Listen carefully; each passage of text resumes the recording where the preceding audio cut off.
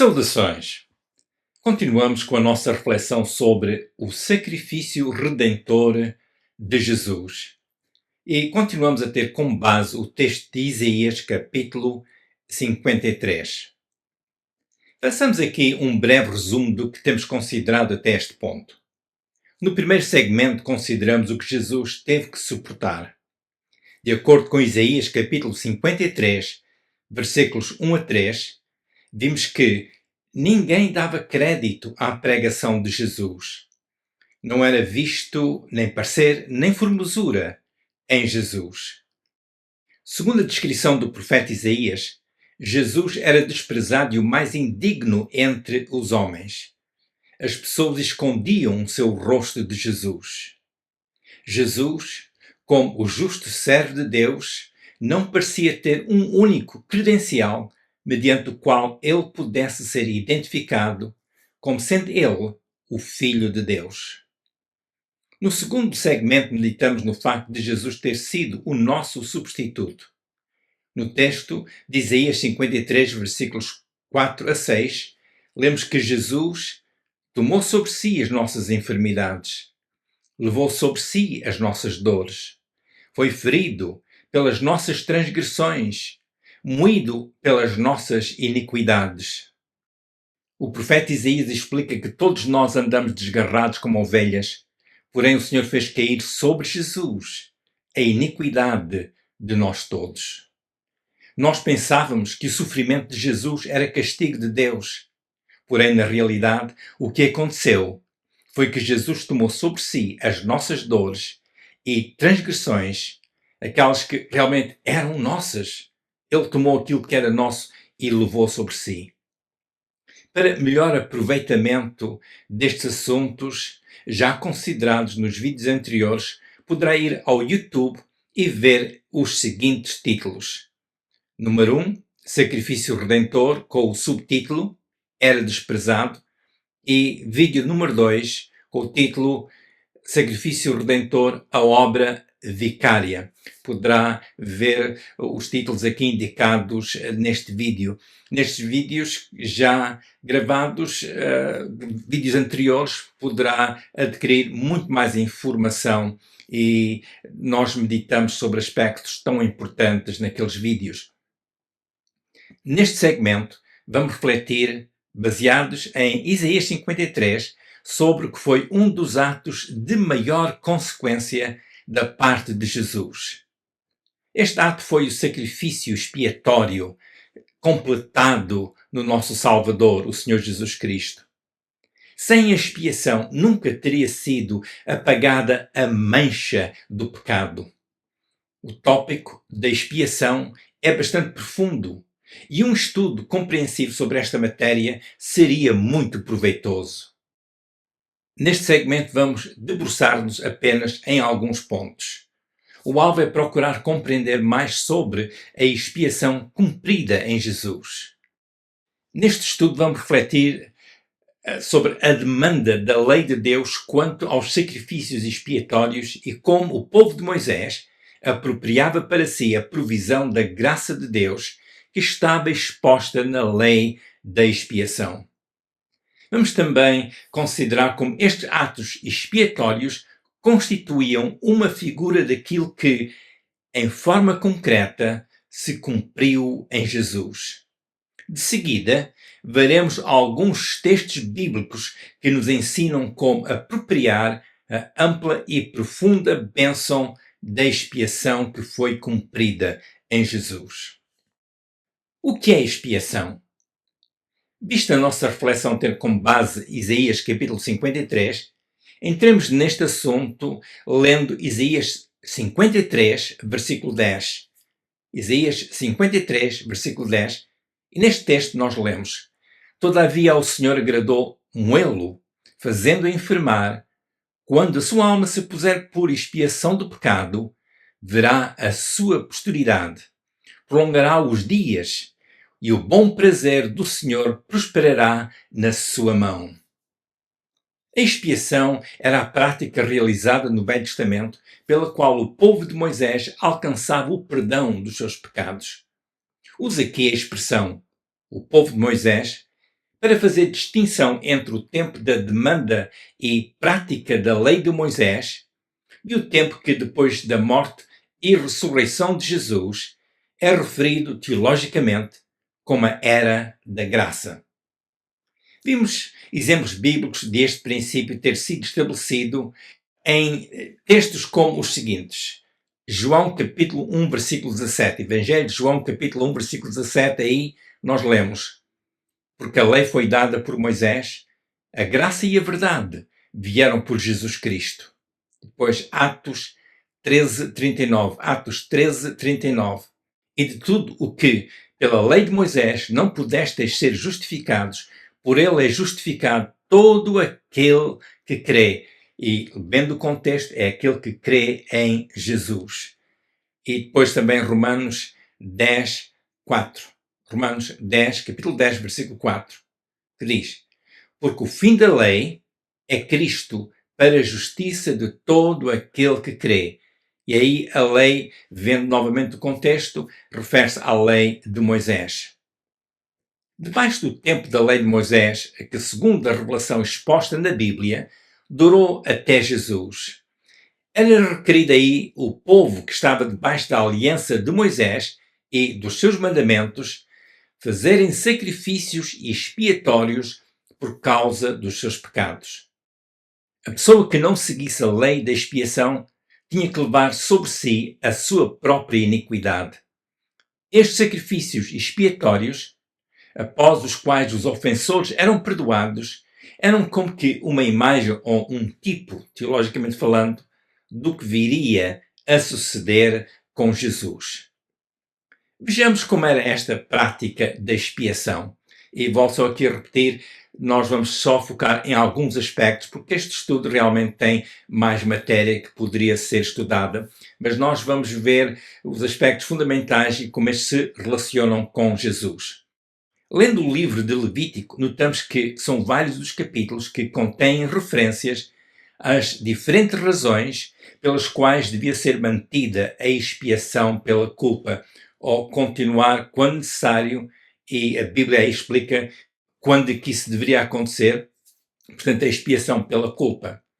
Não vou comentar todas as razões pelas quais devia ser observado o ritual da expiação. Vou fazer um apanhado geral sobre o que era feito na cerimónia da expiação. No caso de um indivíduo pecar, fosse essa pessoa o sacerdote, o príncipe do povo, ou alguém do povo, essa mesma pessoa levava um novilho, ou um bode, ou um cordeiro, ou cordeira, ou gado miúdo, mas não podia ter mancha, e então levava este animal diante do Senhor. O animal devia ser perfeito, sem mancha, sem defeito algum. No caso de o ofensor não ter estes animais, por exemplo, se fosse pessoa pobre, podia ofertar 2 rolas ou 2 pombinhos ou a 10ª parte de uma efa de flor de farinha para expiação do pecado, de acordo com Levítico capítulo 5, versículos 7 e 11. Levítico 5, versículos 7 e 11. Uma efa equivalia a cerca de 22 litros. Portanto, uma 10ª parte seria pouco mais que 2 litros em medida seca. Lendo os respectivos textos no livro de Levítico, compreendemos que, consoante as pessoas ou as infrações, o que era ofertado ao Senhor como expiação pelo pecado podia variar. Uma prática necessária para a oferta de animais para efeitos de expiação era o ofensor pôr a sua mão na cabeça do animal que levava ao sacerdote. E pode-se ver alguns exemplos sobre isto em Levítico capítulo 4. Há vários casos referidos, mas menciono aqui apenas o versículo 4 e 24. A pessoa punha a sua mão na cabeça do animal quando fosse feita a expiação. Para compreendermos porque teria o ofertante, porque é que ele teria que pôr a sua mão sobre a cabeça do animal, será bom nós lermos Levítico capítulo 1, versículo 4. Levítico 1, 4 diz: e porá a sua mão sobre a cabeça do holocausto, para que seja aceito por ele para sua expiação. Este texto dá-nos alguma explicação que não é detalhada, mas que nos oferece alguma luz. Comparando este texto com outros textos, por exemplo, Levíticos, nos capítulos 3, 4 e 8, compreendemos que o ofertante punha a sua mão sobre o animal dado para efeitos da expiação, portanto, sobre a cabeça do animal. Isto antes do animal ser degolado, antes do animal ser morto e depois queimado. O texto de Levítico, capítulo 1, versículo 4, diz que depois do ofertante ter posto a sua mão sobre o holocausto, que este seria aceito para expiação do ofertante. A versão hebraica da Bíblia diz que o holocausto seria aceito no lugar da pessoa. Compreendemos que o animal ofertado para a expiação da culpa seria aceito no lugar da pessoa que teria pecado. Portanto, a pessoa levava o animal, punha a sua mão sobre a cabeça do animal e o sacerdote que estava a tomar conta daquela cerimónia então degolava o animal. Outro texto que nos ajuda a compreender um pouco mais sobre o significado de pôr a mão na cabeça do animal é Levítico capítulo 16. Aqui a situação é um pouco diferente, mas também se trata da expiação. Esta passagem dá instruções sobre a expiação feita pelo povo, pela nação. Este ato expiatório a favor do povo tinha as suas características distintas. Um dos requisitos, segundo a lei, era que o sacerdote tinha que pôr as suas duas mãos sobre a cabeça do bode. Levítico capítulo 16, 21. Levítico 16, 21. Portanto, neste caso, quando era feita a expiação pelo povo. Neste ato, o sumo sacerdote então confessava todas as iniquidades e transgressões do povo. Levítico 16, 21 diz-nos que o sacerdote assim punha todos os pecados do povo sobre a cabeça do bode. Este animal era depois levado por uma pessoa designada para o deserto.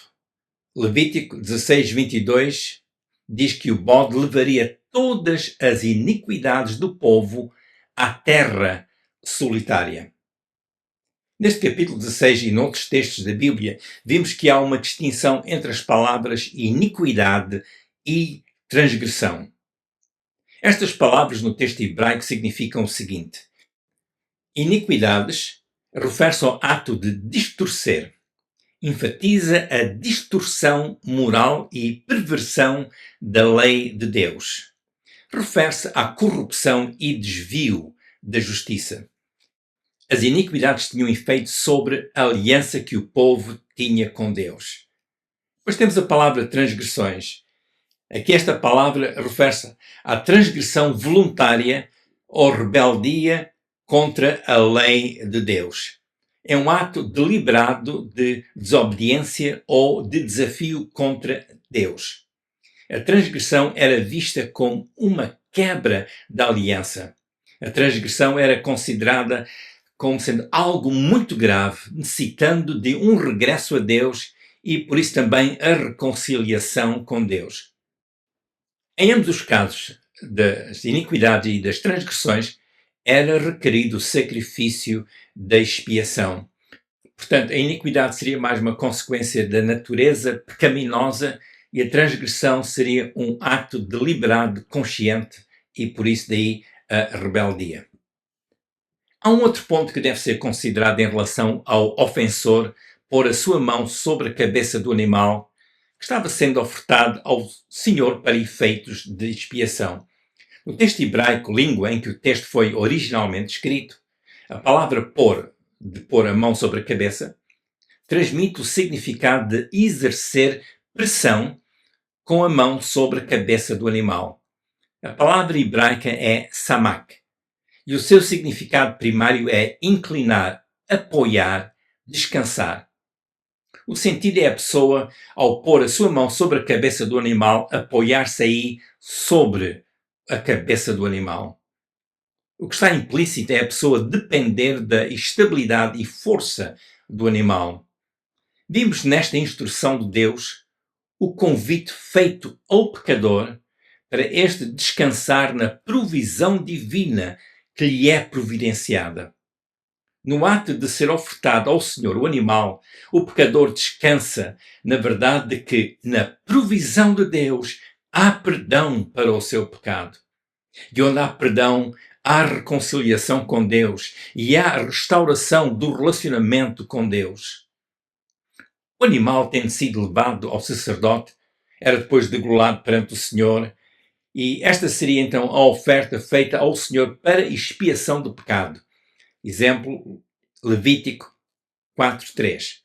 De acordo com Levítico 5:6, compreendemos que a pessoa levava a sua expiação ao Senhor pelo pecado que tivesse praticado.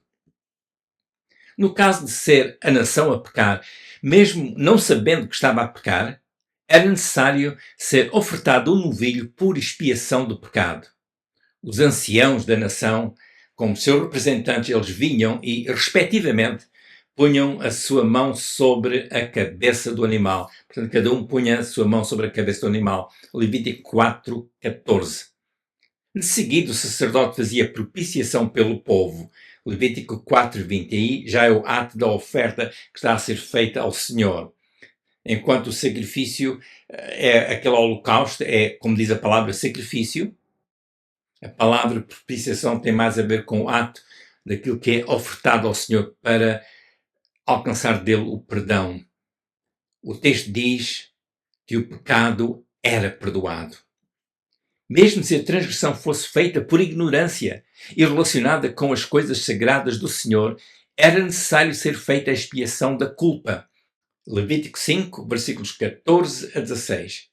O sacerdote, com o carneiro da expiação, faria expiação pela pessoa. Levítico 5:16 diz que lhe seria perdoado o pecado.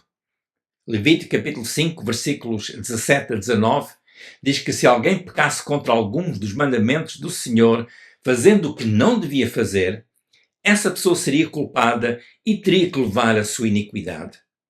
Mesmo se a pessoa não soubesse que era erro, era necessário fazer expiação da culpa. Em Levítico 5:18, nós lemos, Levítico 5:18, e trará ao sacerdote um carneiro sem mancha do rebanho, conforme a sua estimação, para expiação da culpa. E o sacerdote por ela fará expiação do seu erro em que errou sem saber, e lhe será perdoado. Tal pessoa levaria um carneiro sem mancha para a expiação da sua culpa. Por tal ato de expiação, a pessoa seria perdoada.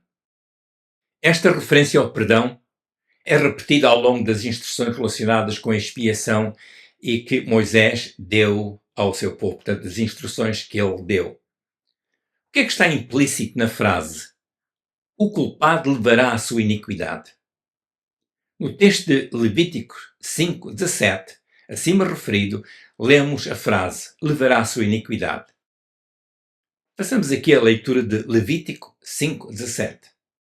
E se alguma pessoa pecar e fizer contra algum de todos os mandamentos do Senhor o que se não deve fazer, ainda que não soubesse, contudo, será ela culpada e levará a sua iniquidade. O que significa a pessoa levar a sua iniquidade? Significa que a pessoa era responsável pelos seus erros, era responsável pelos seus pecados. Significa que a pessoa teria que carregar com a sua própria culpa. É como se os atos do pecador o acompanhassem. Comparemos com Ezequiel, capítulo 18, versículo 20. Ezequiel 18, 20. A alma que pecar, essa morrerá. O filho não levará a maldade do pai, nem o pai levará a maldade do filho. A justiça do justo ficará sobre ele, e a impiedade do ímpio cairá sobre ele. No texto hebraico, a palavra da qual é traduzida a expressão impiedade pode ser traduzida por maldade, culpa, erro moral.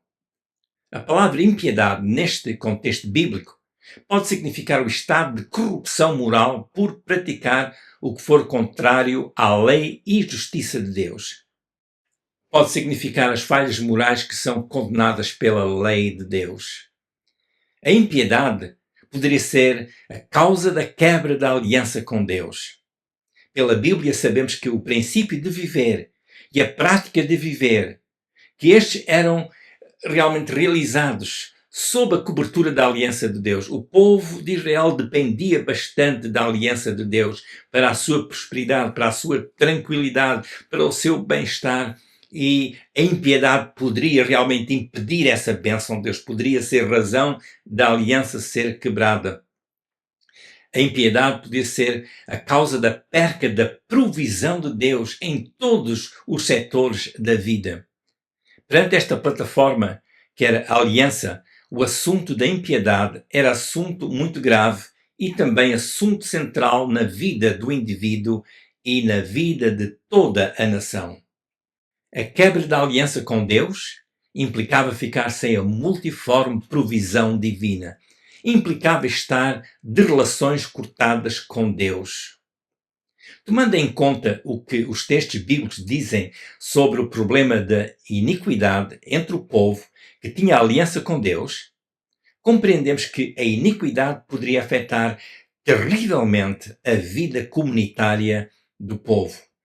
Por isso, era sempre imperativo que fosse feita a expiação para que houvesse o perdão de Deus. E por este perdão, o indivíduo, e no caso da nação, estariam todos em paz com Deus. Todos continuariam a usufruir da provisão divina contida na aliança.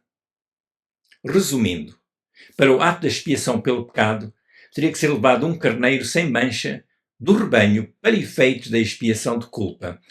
Levítico 5:18. A pessoa punha a sua mão sobre o animal, o sacerdote depois fazia a expiação pelo erro do pecador. No processo, o animal era morto e, mediante esta expiação, a pessoa seria perdoada. Será bom meditarmos neste aspecto da expiação e como nós apropriamos o benefício pelo qual nós chegamos a Deus. Há mais detalhes sobre este assunto que nós poderíamos considerar. Consideramos até este ponto.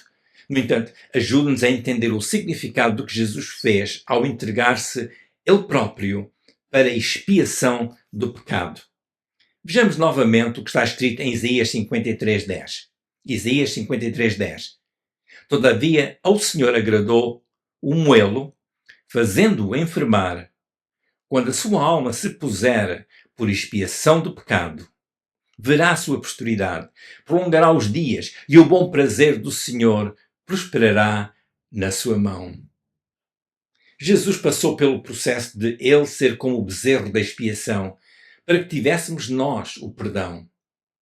Podemos ainda ler Isaías 53, versículo 8, Isaías 53, 8, que diz: da opressão e do juízo foi tirado, e quem contará o tempo da sua vida? Porquanto foi cortado da terra dos viventes, e pela transgressão do meu povo foi ele atingido. E depois de Isaías 53, para o fim do versículo 12, onde nós lemos: mas ele levou sobre si o pecado de muitos, e pelos transgressores intercedeu. Notemos que Jesus foi tirado da terra dos viventes, ou seja, ele foi morto. E nesta morte, Jesus estava a tomar o nosso lugar. A Bíblia diz que a pessoa que peca, o pecado teria que levar sobre si a sua iniquidade. E aqui nós lemos que Jesus levou sobre si o pecado de muitos. Aquilo que realmente pertencia a nós, e nós éramos responsáveis por isso, e somos, Jesus veio e tirou isso e colocou sobre si próprio, tornando-se ele responsável no nosso lugar. Ele era inocente, mas ele escolheu tomar o nosso lugar. Visto Jesus ter cumprido este ato, o que é que nós podemos apropriar?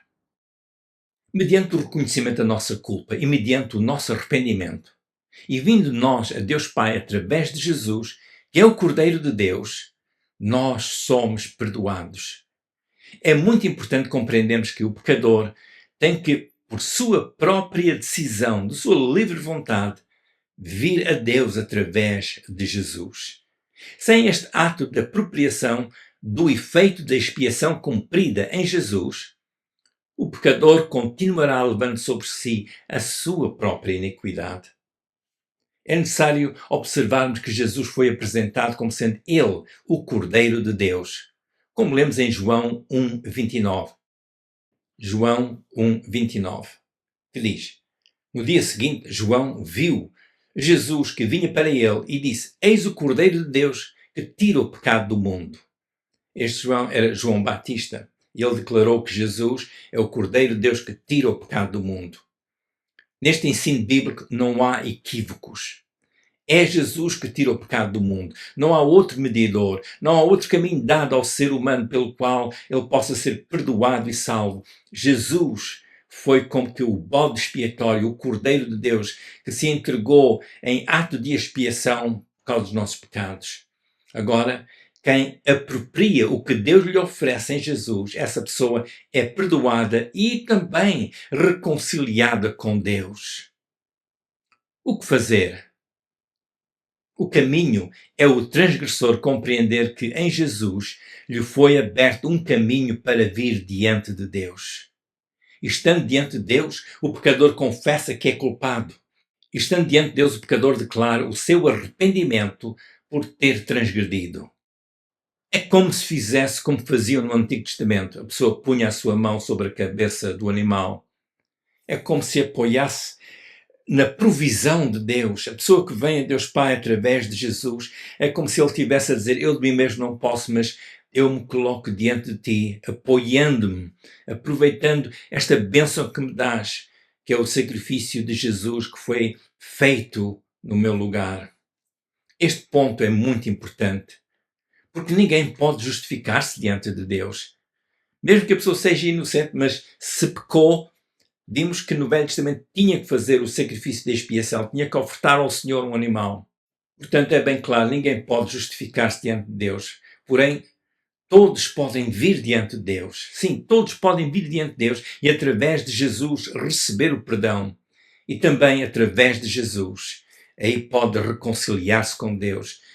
A porta da reconciliação com Deus foi aberta por Jesus e mantém-se aberta a todo o que se arrepende e venha a Deus. É oportuno tomar esta oportunidade agora, fazer uso da oportunidade que Deus dá hoje, porque hoje, como diz a Bíblia, é o dia da salvação. E Deus também diz pela sua palavra: se hoje ouvires a voz de Deus, não endureçais os vossos corações. É por esta razão que, com frequência, encoraja todas as pessoas a virem diante de Deus Pai através de Jesus. E estando diante de Deus Pai, confesse que pecou e que está arrependido. Creia que Deus ouve e que Ele perdoa. Nota que esta prática de vir assim diante de Deus tem a sua força, a sua autoridade, a sua autorização, até baseada nas Escrituras. Não é ideia de homem, é a oferta de Deus, é a revelação de Deus dada a nós. É a revelação da obra que Deus completou através de Jesus. A todas as pessoas que amam a Jesus, eu recomendo. Todos os dias leiam um pouco da Bíblia. Todos os dias fale com Deus Pai em oração. Faça-o sempre no nome do único mediador que é Jesus Cristo. Pratique o hábito de frequentar uma igreja que ensina o Evangelho de Jesus. Fale com outras pessoas sobre a razão de Jesus ter vindo ao mundo. Como sempre, ore que a multiforme provisão de Deus continue sobre a sua vida.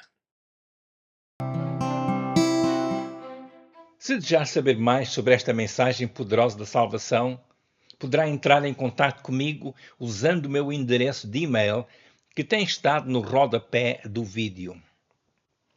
Se desejar ser notificado pelo YouTube sobre as próximas reflexões, poderá clicar no botão por baixo do vídeo onde diz subscribe ou subscreve. Partilhe esta reflexão com outras pessoas.